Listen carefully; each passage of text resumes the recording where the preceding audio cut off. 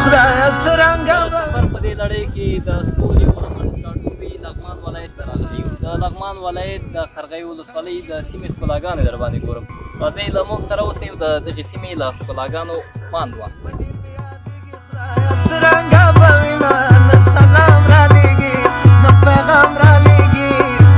خلک یې د کلیزې راځي نه خلک یې د کلیزې راځي نه چک چک دې ځانانو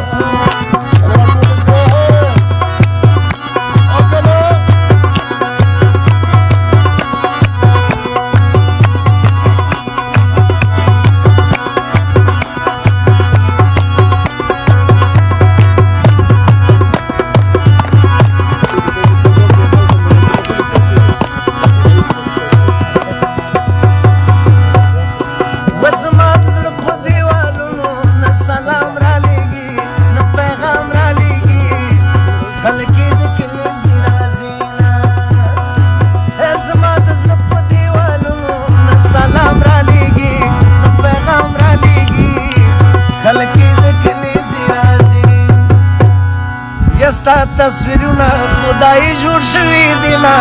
سلام